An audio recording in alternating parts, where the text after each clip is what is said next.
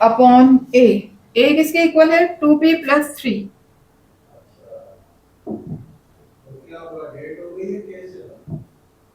ठीक है, अभी ये सिंप्लीफाई नहीं होगा तो लिहाजा अभी इसको ऐसे ही रहने दें। तो हमारे पास sum of root and product of root यहाँ पर आ चुके हैं। तो क्लास अब देखिएगा यहाँ पर जो हमारी कंडीशन है वो क्या है, alpha plus beta is equal to alpha beta is equal to 4। तो क्लास यहाँ पर हमसे कह रहे हैं कि अल्फा प्लस बीटा और अल्फा बीटा आपस में क्या है, इक्वल है, और दोनों इक्वल है 4 के। तो क्लास या तो हम इन दोनों की जगह पर यहाँ पर अल्फा प्लस बीटा की प्लेस पे भी 4 रखें और अल्फा बीटा की प्लेस पे भी 4 रखें और फिर p की वैल्यू फाइंड करना है। तो ये दो काम करने से बेहतर ये है कि हम डायरेक्ट ही अल्फा प्लस बीटा को अल्फा बीटा के इक्वल कंपेयर कर लेते हैं, लिख लेते हैं अल्फा प्लस बीटा की वैल्यू और अल्फा बीटा की वैल्यू को यहाँ पुट करके और हम डायरेक्टली p की वैल्यू को फाइंड कर लेते हैं। जी, तो हम यहाँ पर ये कर लेते हैं कि अल्फा प्लस बीटा और अल्फा बीटा हमारे पास आ चुके हैं, वो हम पुट कर देते हैं अपनी इक्वेशन नंबर 1 में। तो अल्फा प्लस बीटा मेरा इक्वल है -7p plus 5 -7p plus 5 upon 2p plus 3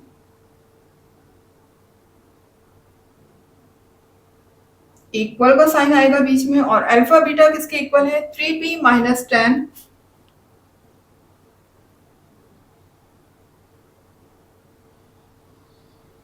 upon 2p plus 3।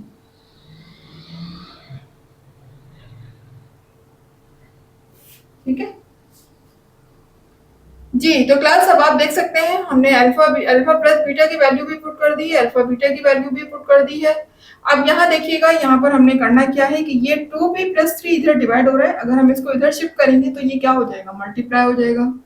तो कर देते हैं।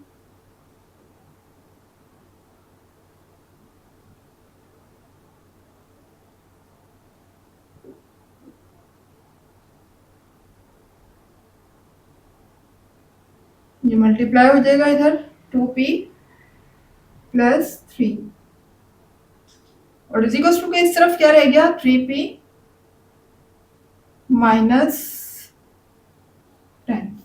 ठीक है क्लास, अब देखेंगे 2p प्लस 3 इधर डिवाइड हो रहा है, इधर मल्टीप्लाई है, तो ये क्या हो गया, आपस में कैंसिल हो गए। जरा से इनको कैंसिल कर देंगे हम, और यहाँ पर अब मेरी वैल्यू रह जाएगी -7p plus 5 is equal to 3p minus 10। ठीक है, अब देखिए मुझे क्या करना है, मुझे p की वैल्यू फाइंड करनी है। तो p को p के पास ले आते हैं, नंबर को नंबर के पास ले जाते हैं। तो 3p इधर प्लस का, इधर आने के बाद माइनस का हो जाएगा 7p, ये इधर आएगा तो -3p हो जाएगा। 5 यहाँ प्लस का है, उधर जाने के बाद माइनस का हो जाएगा, -10 यहाँ ऑलरेडी लिखा हुआ है, और 5 इधर आने के बाद माइनस का हो गया। ठीक है ये तो क्लास अब आप देख सकते हैं यहाँ पर 7p भी माइनस का है और 3p भी माइनस का है। माइनस माइनस क्या होते हैं, प्लस होते हैं, लेकिन साइन किसका रहेगा, माइनस का रहेगा। तो 7 में अगर मैं 3 को प्लस करती हूँ तो मेरा हो जाता है 10, लेकिन साथ में आएगा माइनस साइन। इसी तरह से यहाँ देखें, ये दोनों भी माइनस के हैं, दोनों प्लस हो जाएंगे, लेकिन साइन माइनस का रहेगा। तो 10 प्लस 5 मेरा हो जाएगा 15, और साथ में आएगा माइनस साइन। अब मुझे वैल्यू किसकी फाइंड करनी है, p की फाइंड करनी है। तो 10 यहाँ p से मल्टीप्लाई हो रहा है, यहाँ आने के बाद डिवाइड हो जाएगा, तो p की वैल्यू मेरे पास आ जाएगी -15 अपॉन -10।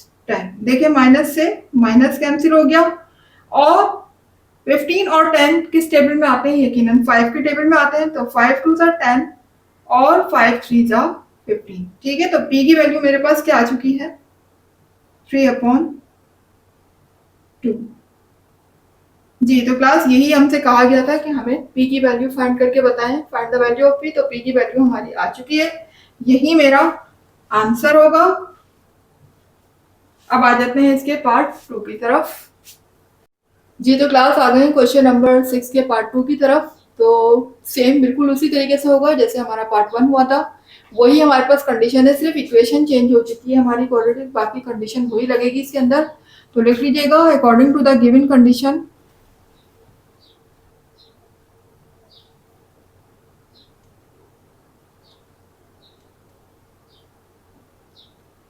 कंडीशन के मुताबिक हमारा क्या है कि sum and product of roots जो है वो आपस में इक्वल है। ठीक है, क्या है? इक्वल है। सम ऑफ फ्रूट का मतलब अल्फा प्लस बीटा इक्वल है अल्फा बीटा के, और दोनों इक्वल है 4 के। ठीक है, ये मेरी कंडीशन है। इसको हम नाम दे देते हैं इक्वेशन 1 का। जी, तो क्लास अब हमारे पास ये इक्वेशन दी हुई है, क्वाड्रेटिक इक्वेशन, और हमसे कहा जा रहा है कि इसके sum of root and product of root मालूम करने के बाद हमें क्या फाइंड करना है? वैल्यू ऑफ पी फाइंड करनी है। तो कंसीडर इक्वेशन, जो हमें इक्वेशन गिवन है, ठीक है, वो लिखिएगा। Consider the given equation. Given equation मेरे पास है 4x² minus 5p plus 3x plus 17 minus 9p is equal to 0। जी, यहाँ पर हम ABC की वैल्यू फाइंड करेंगे सबसे पहले। तो a किसके इक्वल है? 4 के। x² से पहले वाली टर्म क्या होती है? a, और b इक्वल है, देखिए बाहर माइनस का साइन लगा हुआ है, तो b की वैल्यू माइनस के साथ लीजिएगा, minus 5p plus 3 comma c equal है 17 माइनस 9p। ठीक है, ये मेरे पास आप देख सकते हैं a b c की वैल्यू आ चुकी है। अब हम फाइंड कर लेते हैं sum of root and product of root. तो सम ऑफ फ्रूट मेरा है alpha plus beta minus B upon A. ठीक है, तो देखिए ये माइनस यहाँ पर लगा हुआ है, जबकि ये फॉर्मूले का माइनस है, तो दोनों माइनस लगा लेते हैं हम। यहाँ पर हम यूज कर लेते हैं कर्ली ब्रैकेट का। एक माइनस बाहर है और एक माइनस वो है जो हमारा बी के साथ लगा हुआ है, ये रहा माइनस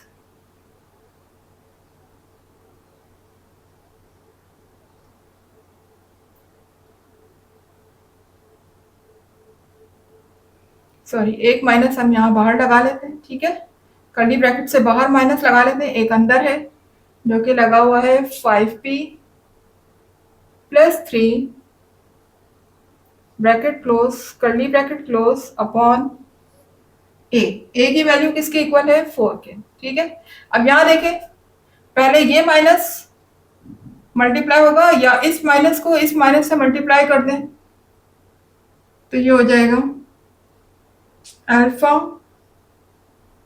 प्लस बीटा। देखिए ये माइनस जब इस माइनस से मल्टीप्लाई होगा तो माइनस माइनस प्लस हो जाएगा, तो माइनस माइनस प्लस होगा, तो ये हो जाएगा 5p प्लस 3। ठीक है ना, आप प्लस को साइन को अंदर मल्टीप्लाई करने की जरूरत ही नहीं, क्योंकि प्लस साइन कभी भी किसी साइन को चेंज नहीं करता। ये मेरे पास अल्फा प्लस बीटा की वैल्यू आ चुकी है। अब हम फाइंड कर लेते हैं अल्फा बीटा की वैल्यू, जो कि इक्वल है c अपॉन a के। तो c यहाँ पर है 17 माइनस 9p, जबकि a इक्वल है 4 के। ठीक है, तो देख सकते हैं अल्फा प्लस बीटा भी आ चुका है, अल्फा बीटा भी आ चुका है। अब हम क्या करते हैं, इन दोनों वैल्यूज को पुट कर लेते हैं अपनी इक्वेशन नंबर 1 में और फाइंड कर लेते हैं वैल्यू ऑफ p। ये जो क्लास है, दोनों वैल्यू को हम यहाँ पर रख सकते हैं। देखिए यहाँ पर दो कंडीशन है, या तो फिर मैं अल्फा प्लस बीटा और अल्फा बीटा की प्लेस में अलग अलग 4 रखूं और p की वैल्यू फाइंड करूं, तो वो तो डबल काम मुश्किल हो जाएगा। बजाय इसके आप ये करें, आप सिंपल, क्योंकि दोनों ही इक्वल है एक दूसरे के, alpha plus beta alpha beta, तो दोनों की वैल्यू अलग अलग यहाँ पर पुट करें और p की वैल्यू फाइंड करने। सो सिंपल, तो लिख दीजिएगा put alpha plus beta and alpha beta in equation 1। ठीक है, इक्वेशन 1 में मैं अल्फा प्लस बीटा की प्लेस में रख देती हूँ 5p प्लस 3 अपॉन 4 और अल्फा बीटा की प्लेस में आ जाएगा 17 माइनस 9p अपॉन 4। जी, अब देखें यहाँ पर 4 डिवाइड हो रहा है, यहाँ आने के बाद क्या हो जाएगा? मल्टीप्लाई हो जाएगा। तो कर देते हैं 5p प्लस 3 डिवाइडेड बाय 4 ये 4 इधर आने के बाद जब मल्टीप्लाई होगा तो यहाँ मल्टीप्लाई हो जाएगा, यहाँ रह जाएगा 17 माइनस 9p। अब देखें ये 4 इस 4 से क्या हुआ, कैंसिल हो गया। यहाँ मेरा बचेगा 5p plus 3 is equal to 17 minus 9p। Class अब हम यहाँ पर p को इधर शिफ्ट कर देते हैं क्योंकि हमें p की वैल्यू चाहिए और नंबर को नंबर के पास शिफ्ट कर देते हैं। तो ये देखिएगा 5p, ये 9p इधर आने के बाद प्लस हो जाएगा और 3 इधर माइनस है, ओ सॉरी प्लस है, उधर जाने के बाद माइनस हो जाएगा। तो ये देखें 9 प्लस 5 मेरा हो जाएगा 14p और 17 में से जब हम 3 को माइनस करेंगे तो ये हो जाएगा 14।